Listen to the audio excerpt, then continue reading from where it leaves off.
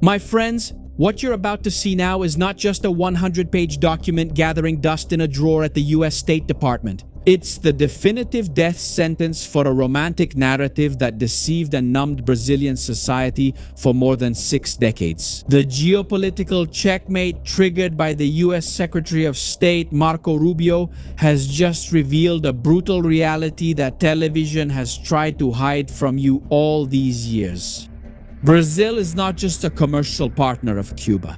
In the current power structure, Brazil is being surgically prepared to become the new Cuba in the Chinese expansionist project in South America. And for you to understand the magnitude of the invisible war our country has been drawn into, we first need to destroy a primary myth. The American intelligence report titled Cuba, the Capital of 21st Century Communism, sheds a glaring light on the greatest and most successful geopolitical illusion in modern history. The mainstream media, the educational system, and the political class have always sold you the image of Cuba as an impoverished, isolated, harmless island, romantically frozen in time. A failed dictatorship where people drive old cars from the 1950s and therefore poses no threat to any nation. And this is a strategic military lie. In elite intelligence, we call this the Parasite Doctrine. Pay close attention to the macabre biology of this metaphor, because it's going to blow apart what you thought you knew about foreign policy. Now, subscribe to the channel, turn on the notification bell, and leave a like on the video, because it takes work to make it. Pay attention. A high-level parasite never kills its host immediately and violently because it needs the living structure to survive. The parasite infiltrates the nervous system, drains vital nutrients, and alters the host's brain chemistry so that the host itself starts to defend and feed the parasite that is destroying it.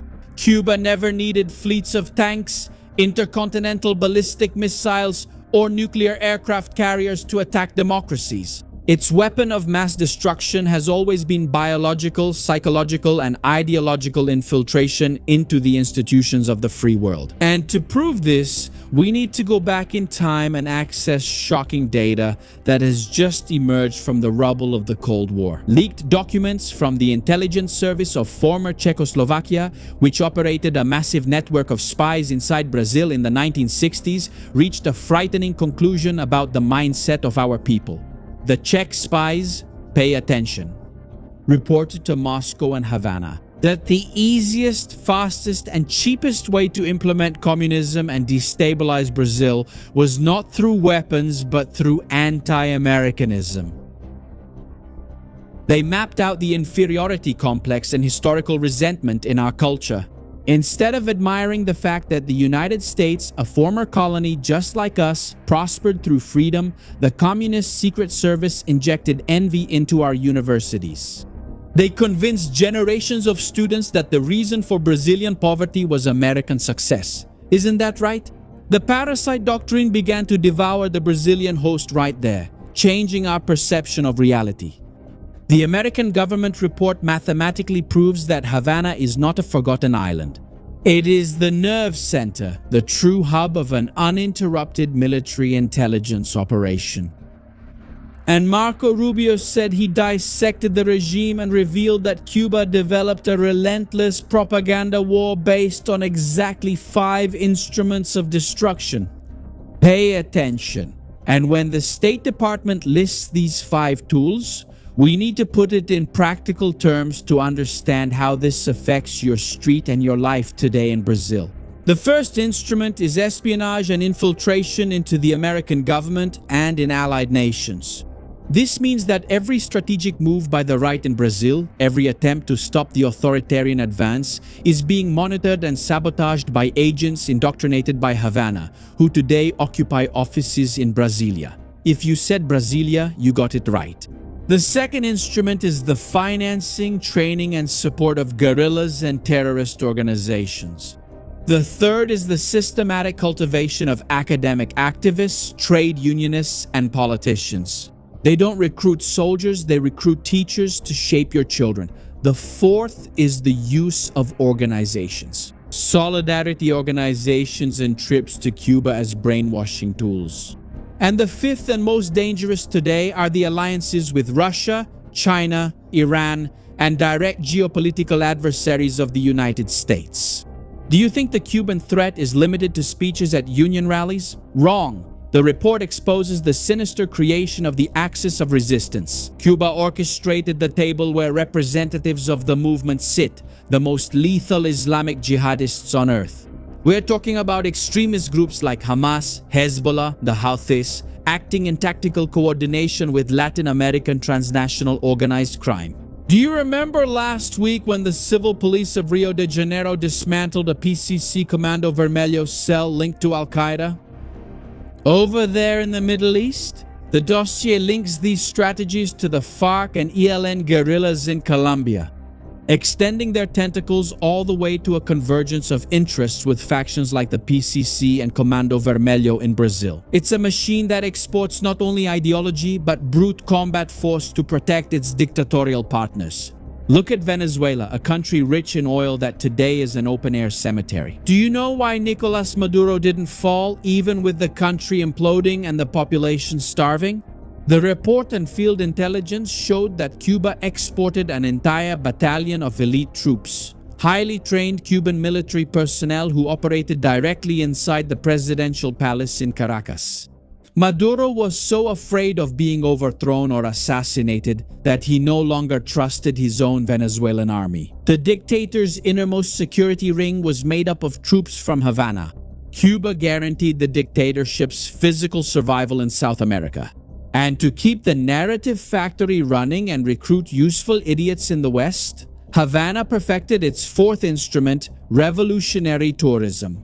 The regime attracts young people and international activists to supposed student and social congresses.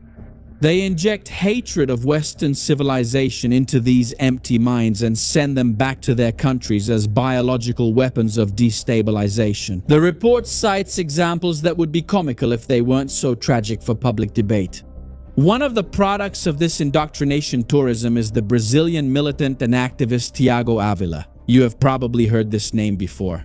He is widely known for his involvement in the far left and for his connection with radical causes in the Middle East. Imagine the pathetic yet revealing scene.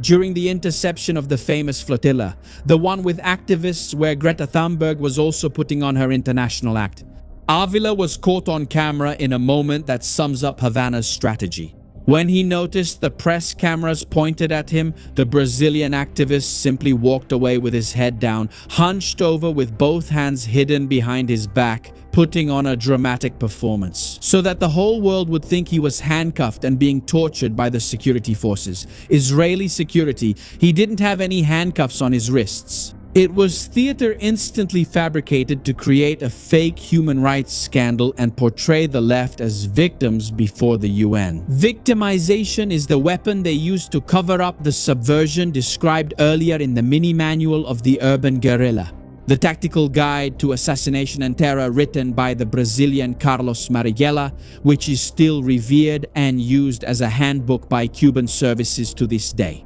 And this is where, my friends, the trap set for Brazil takes on proportions that could wipe out our economic future in the next decade. The mainstream media insists on convincing you that this talk about the global South is a modern and peaceful diplomatic invention to help the development of poor countries. But Marco Rubio's dossier violently rips off that mask. The term Global South was born at the Tricontinental Conference of 1966 held in Havana, financed by Soviet Union money and under the supervision of the KGB. The goal of that meeting was simple: to unite entire continents to destroy the power of the United States and Europe. At that conference, organizations were born that eventually evolved into what we now know as CELAC, the Community of Latin American and Caribbean States. Look at the level of blindness and betrayal at the Planalto Palace.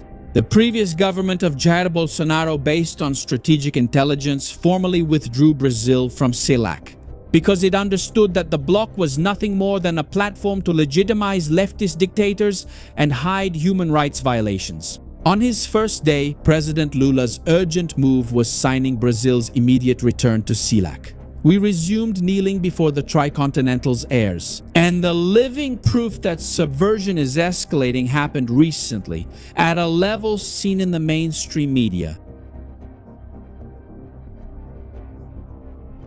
There was an important meeting of the so-called Group of 77 plus China, where they gathered to discuss the future of the developing world. In Havana, Cuba, there were representatives from 82 nations, and the Brazilian government made a point of signing the attendance list, endorsing an agenda that puts China as the one dictating the rules of the commercial, technological, and ideological game of the so-called Global South.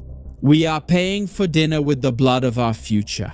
If you think the problem ends in the field of economics, pay attention to the shift that's happening in the electoral scene and how our freedom is just a step away from the guillotine. The classic revolutionary model is collapsing. Russia is burning through its cash in Ukraine. Cuba can't survive much longer. And to understand the danger, look at Nicaragua. The dictator Daniel Ortega, drowned in his own authoritarianism, simply publicly declared the end of elections in the country. He abolished democracy and justified the act in a cold manner. Ortega said he couldn't hold elections because he wouldn't allow the coup-plotting sellout opposition, who suck up to the Americans, to take power. Do you feel a chill down your spine when you hear these words? Stop for a moment and think. Who exactly are the people that the current Brazilian government and our highest court call coup plotters, traitors, outcasts, and sellouts on a daily basis? Ortega's speech to end elections in Nicaragua is a carbon copy. Word for word, it's the same speech that the authorities in our country use to criminalize, imprison, and persecute any conservative or right-wing person in Brazil today. The government has adopted Ortega's narrative. Brazil is being positioned to be the last great stronghold of an authoritarian system that has lost its shame. And it's for tearing apart these macabre narratives, for exposing the machinery that the media tries to hide, that we are treated as enemies of the establishment. And I need total tactical action from you now. The bureaucrats and the press abhor channels that reveal the real mechanisms of power, and I am running for the Ibeste award in the political influencer category. And your vote there now is more than essential. It's not vanity. It's a direct attack against silencing. I want to show the strength of our elite analyst community. We went from the 44th position and today we're in first place in the ranking. So I'm asking for your vote now. The link is in the description and in the first pinned comment. It only takes 10 seconds. Secure your position in our front line and immediately turn your attention back to the screen because the clock is ticking for the 2026 elections. And you can vote every day until next Tuesday, when we'll be at the top. Top 20 nationwide, competing exactly with these influencer journalists, communist lovers of the system. The consequences of our alliance with dictatorships will hit our country hard. The Donald Trump administration and the new alliance in the American Congress have lost patience with our cowardly ambiguity. The new United States National Security Doctrine decrees that the hemisphere must be shielded against the military and technological influences of Beijing, Moscow, and Tehran. Trump is building the America's shield. It is a colossal geostrategic alignment of prosperity and protection. And look who has already gotten the message and joined the Western Bloc. Milis Argentina, Chile, Paraguay, Peru, Colombia, Ecuador, and Panama, El Salvador, and Honduras. All these countries have jumped ahead of Brazil. They are signing deep military intelligence agreements, eradicating organized crime, receiving massive support in American artificial intelligence, closing brilliant tariff deals, and distancing themselves from the toxic orbit of Cuba and China. And what about Brazil, you ask? Yes, my friends. Brazil was completely left out. We chose isolation because of narrow-minded and outdated ideology. We are aligned with the bloc of our peers. The 2026 election will be Brazil's existential referendum.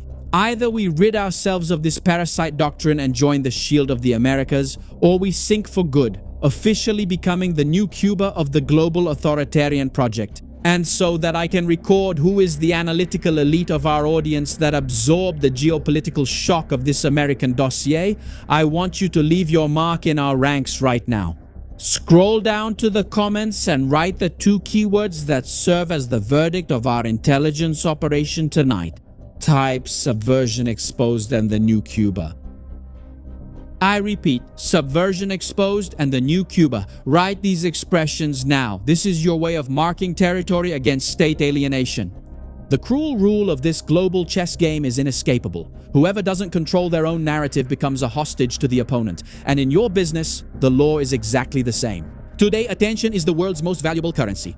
And today I'm recruiting 5 entrepreneurs and professionals who are unquestionably the best at what they do, but who are invisible. You have a great business, but feel like the algorithm only rewards dances and empty memes? I used to think that way too. After 15 years on television and radio, I realized that building authority requires a military strategy. And today, every business is a media business. Look at Simed and Havan stores. One is a pharmaceutical company. The other is a department store. Both tripled their sales by embracing content production. The reality is brutal, my friends. You can't outsource your identity. The owner needs to show his face. The days of just recording are over. The days of selling with just a phone and no authority are over. The digital world demands lethal professionalism. And if you want to break out of your bubble, be recognized in your niche and build a machine, using the tactic that gets me 50 million views per month on social media and more, all while monetizing in dollars,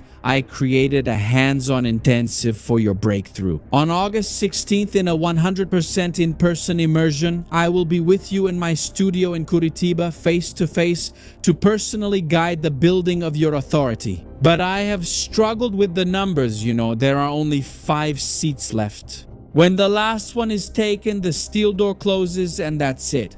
You'll have to wait. So, QR code on the screen, link in the description and in the first pinned comment. Secure your spot immediately and bulletproof your communication. And if you're tired of wasting time trying to find a good series or movie, especially with everything going on in the world right now, we've created our own TV and movie channel. Link in the description, in the pinned comment, and in the card that will appear on your screen. I'm recommending 2 really cool series that are related to the war in the Middle East, Tehran, and Homeland, okay? They're available in the streaming catalogs. And more tips like this for you to just pick a title and enjoy with your family without wasting time, without woke culture, without whining, you can find on our channel. Now, subscribe to the channel, turn on the notification bell, and leave a like on the video because it takes work to make it. Now, shield your mind. I'm Shimon Oliveira and I'll see you in the next video. See you then.